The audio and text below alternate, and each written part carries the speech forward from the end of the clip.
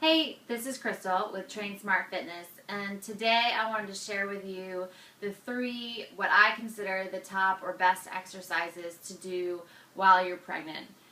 Here's the deal. Everyone has a different type of pregnancy. If you are high risk, then obviously you should be talking to your doctor about this. But besides that, you should be able to do some version, whether it's modified or an extended version, of one of these exercises, and it will really benefit you into staying strong and helping to have the endurance for your labor and all of that kind of good stuff. So either way, listen to your body.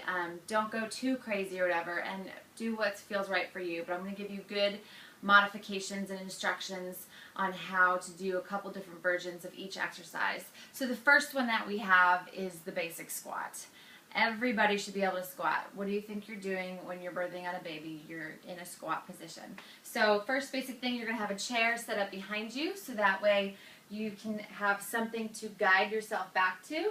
So we're going to stand with our feet about shoulder width apart, and ideally you're going to have your toes pointing forward and your hips are a little bit open so that it feels comfortable, depending on what stage of pregnancy you're in, to have your belly out if you are at that point yet.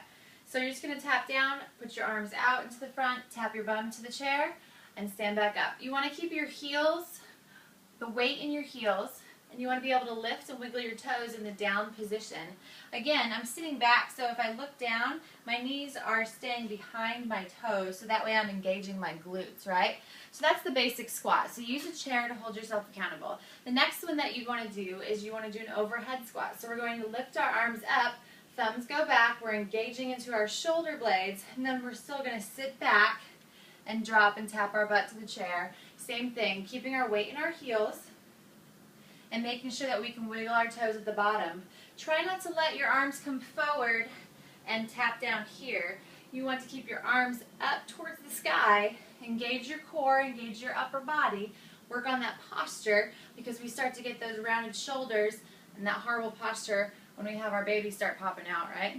And then the third progression is going to be a toe touch squat overhead extension. So this, if you feel comfortable with those two that I just showed you, you can progress to this. So we don't need the chair for this one. So we're going to go down, same stance, toe touch. And if you can't touch your toes all the way, that's totally fine. Then you're going to cop a squat.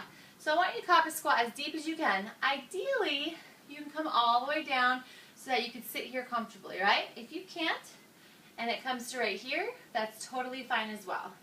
So then you're going to lift up your arms, same thing that we just did, raise them overhead, and stand up, right?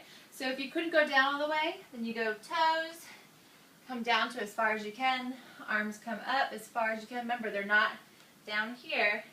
We're in a squat where our head and chest are up and our butt are down, and then we stand up. Your goal is to get as deep as absolutely possible. Sit here for a minute or two if you can. Let your hips open up, let your spine lengthen out.